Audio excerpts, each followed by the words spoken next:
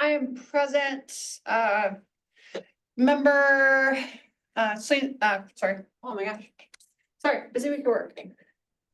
Commissioner Swenson Harris is absent, Commissioner Fribley is absent, Vice Chair Donovan is absent, Commissioner Howard. Present. All right, with 2 being present of 5, I will not declare the meeting open for business, and we'll proceed with the tentative agenda. Okay, start.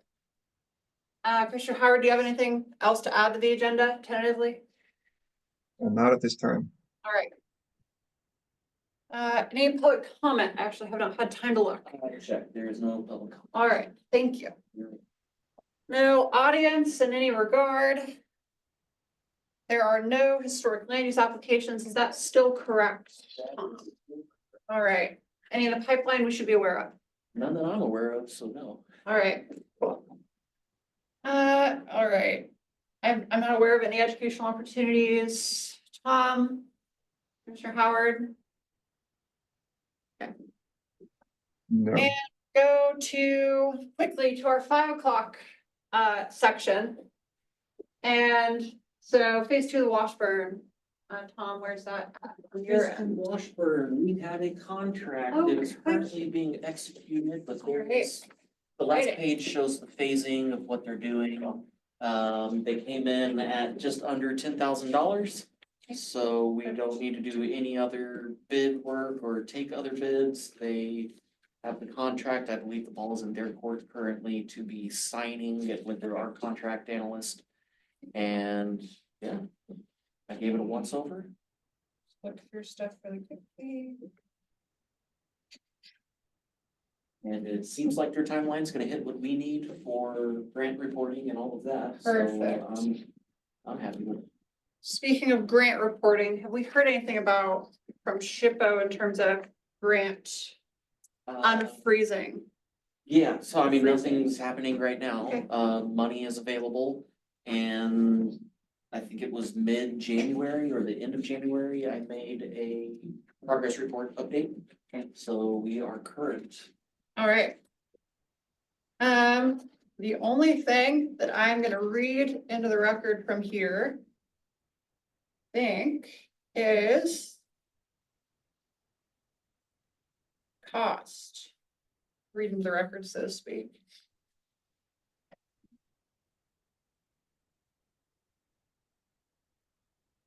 To your knowledge, none of this is confidential such that it couldn't be read aloud, correct?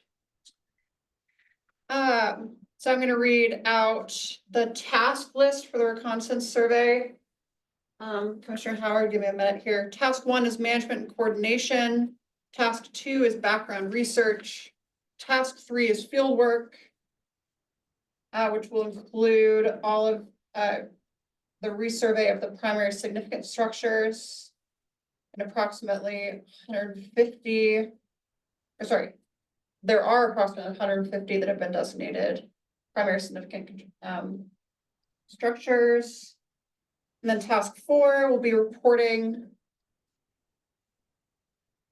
And the total cost for the proposal comes out to $9,992.32. Are there any questions?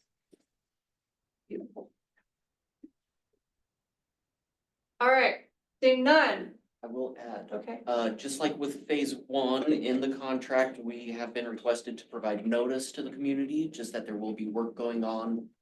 Foot traffic, you know, all of the observations they're doing are from the public right of way, but just to provide notice to the residents that they should be expecting people out there looking at their homes. Okay. Yeah. So we will execute that when the time comes. Perfect. Recruitment. You have anything on that, Tom? Yes, so we now have recruitment live and active. I will let Charlotte know because I believe she was going to be reapplying. We do have someone that was interested, I believe, in the museum committee and was also in line to be, I think, a planning commissioner or Okay, something, yeah. but they got Things happen. things happen, so They did not get that seat and they are interested in our commission, so we have at least one new Okay, recruit good. that will be applying. Charlotte will be applying, so there's 50% of our available seats right there. And I'm happy to talk to anybody if anybody wants to talk about what we actually do. Yeah, awesome. So the word is out there. That is running through March 21st, Okay. 5 PM is the deadline. Can we solicit to, William Lane and Springfield Schools? Yes, and I actually saw Christina today at the front counter. Okay, fun. So, I put the bug in her ear, we'll see, Wonderful. but yeah, word should go out to Willamette Lane and school district. See if we get it. All right. It's great. Okay, and it's online, I assume. Yeah, it's online, it's on the website, it's active, I'm sure our, PIO is putting the word out there on social media. Perfect. All right, moving right along to Indigenous Histories Project. I don't know if you had any updates? I don't have many. I was gonna give them through February, because I think everything kind of got finalized in Yeah. December. Next week, next Wednesday, I believe, is our next meeting. We're doing this monthly meeting check-ins right now. There was some stuff that Monica in our long-range office was able to uncover for like, I think some cultural resource studies that we have on hand. So that's been uploaded into the Dropbox that Dr. Lewis created. I think Christina from Willamette Lane also had either the same document or had some extra stuff to add into there. Either way, it's moving right along. Okay. So we're just making sure that Dr. Lewis has what he needs and is uncovering other things in his own research, but things that we can provide, we are providing. And then just taking in invoices for his time as we receive them. Perfect. How is the invoicing? How is the work, I guess, moving along? So they're just going to be sent directly to me and I will record what I need to for our purposes, since we are the ones involved with phase one of information gathering. In his research, we have not received any at this point, but I expect them to be rolling in. Cool. And we- Trying to think if I have anything else to add, before we move on to the walking tour. His review fees, we didn't touch on, but Oh, There's sorry, not a I missed them. update there, just what I've caught, at least from Mark, is July 1st or beginning of the next fiscal year, we'll be able to take stuff back to council for fee adjustments. It looks like, and this is something that I'm pushing for, is just making all historic review actual cost of service. It will have a deposit amount, Sure. anything that's not used gets credited back to the applicant. Right. That's gonna be the easiest way. Yeah, I support that. Personally, well, I guess as a commissioner, I support that. It's one of those where, from my perspective, I do worry about people seeing a prohibitive fee that is 3, 4, 5 times as expensive as the actual work and simply choosing not to get their permit. And that's already a thing we run into every once in a while. It's been a few years since we've ran into someone who is truly unwilling to follow the rules, but I worry about a fee that size for something so small. Which it will, I think, likely or cause people to not seek review, and I think that will be bad long-term for the actual, purpose of our committee or Right. commission in terms of preserving that history. And I think that's why it was like subsidized in the past, to Mhm. bring it down to $80 for a type 1, which was Still, artificially yeah, low, low. like very low Yes. for a A building, review. yeah. That covers like an hour and a half of my time, so, yeah, that will be changing, and in my time here, we haven't experienced a type 3 or any other like big historic Yeah. application. It's our typical type ones and type twos for a little more complex work. So we'll see that, that's yet to be seen as far as application type and how much time and Sure. what we're taking in as a deposit versus the actual cost of service. Cause I think it's better of a situation to take in more than what we need and then refund at the end rather than take in not enough and then be asking for more. Yeah, So, for sure. that's my stance on it when it comes time to actually take that to council. We'll have it worked out. Sounds good. Commissioner Howard, do you have anything on that? Nothing on that, but I did have some thoughts on the walking tour guides. That's what we're moving. We'll get back there then, and go for it. Tell me about the walking tour guides, Commissioner Howard. So I don't know where we're at, and I certainly don't want to speak for where we're at with respect to those. But I also know that the museum doesn't have many of the existing walking tour guides remaining, and that there was perhaps an opportunity to reissue the existing walking tour guides in preparation for the summer, just so they have them, just so that visitors have something tangible to take with them during their own walking tour guides. So I don't know if that's something that you want to explore further, but that was what I wanted to say about the walking tour guides. Is Okay. potentially reissuing the existing walking tour guides, just so that we have them. I may have a box Okay. stashed in the office over there of more walking tour guides that we can provide over instead Okay. of having one printed, so Okay. I'll check on Check on that. that. Let me Drop know. them off, Yeah. drop off what we Yeah, have. just drop off. I don't get requests for them, and I would imagine the museum, having people coming through would get requests through there. Sure. So whatever I have or can find, I'll drop off with them. And I suspect, although she's not here to confirm it, that the walking tour guides are, haven't moved much. With Celine, it's a very busy time for her work. Her work has a 2-year schedule, and the first 6 months of odd years are very busy. And so I suspect not much has happened.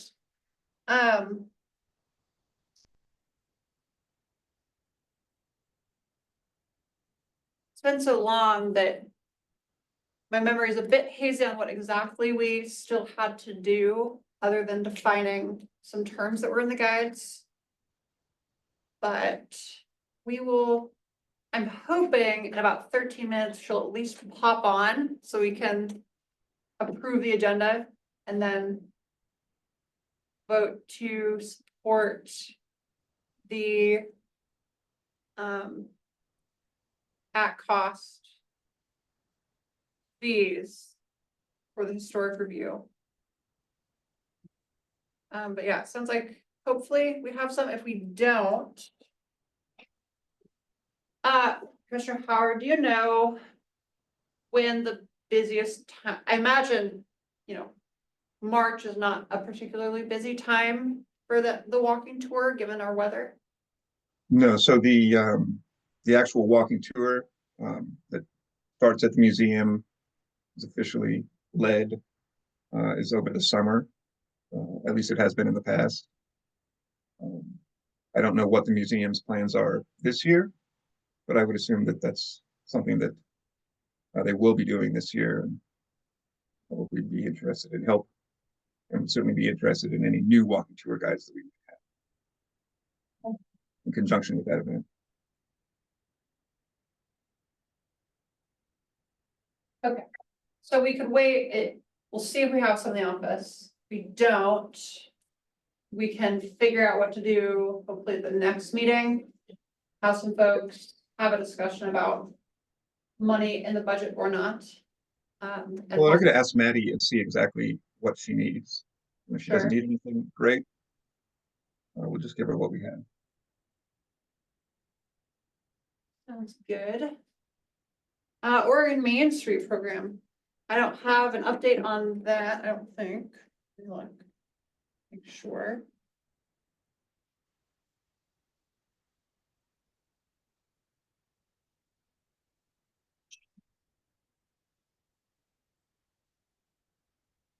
No, okay. No update on that, so. That's, At the last meeting, it sounded like we being the city, Yeah. were getting back into the Main Street Right. program. Okay, and there would be other lines of funding or grants available through that. that is what I heard as well. Wonderful. Hello, Celine. Hello, I believe we have a quorum now. Yes, I'm gonna declare the meeting open officially. I'm gonna, any additions or corrections to the agenda? Seeing none, agenda stands approved. No public comment, no historic land use applications, no educational opportunities, incorporate everything we've already said about the updates section.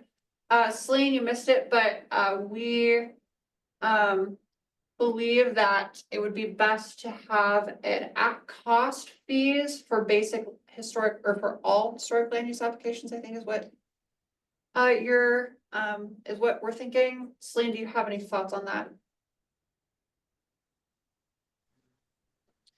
Not particularly at the moment, no. No, if she has the context of last meeting. Celine, are you aware that our fees went up considerably for historic review?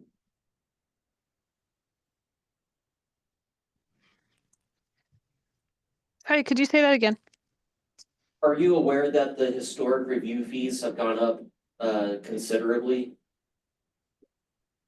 Yes, I spoke to Elise about that. And Oh. sorry, I'm trying to get to someplace that I can hear a little bit better, but we'll be able to talk more soon. Yeah, no problem. I just wanted to make sure you had context as to why we were talking about changing the fee structure.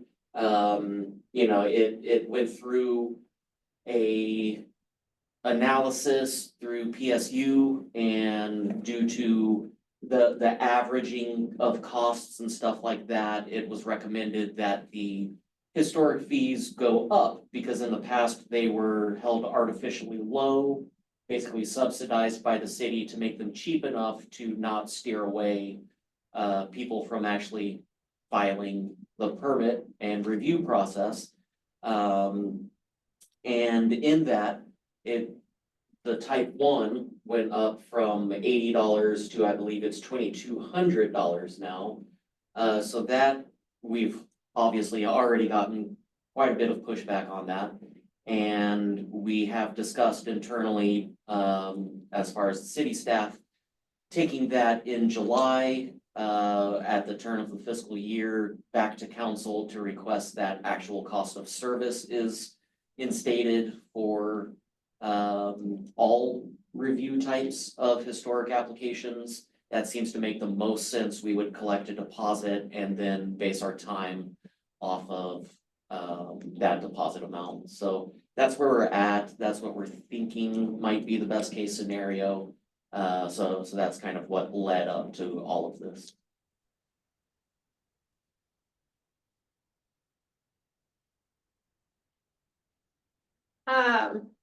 Is there any objection to supporting the at-cost model for historic land use applications?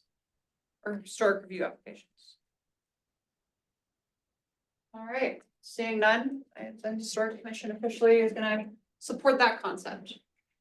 All right, anything else from anybody before we hop off? All right, meeting stands adjourned at 4:53 PM. Thank you. Bye, everybody. Good night, everybody.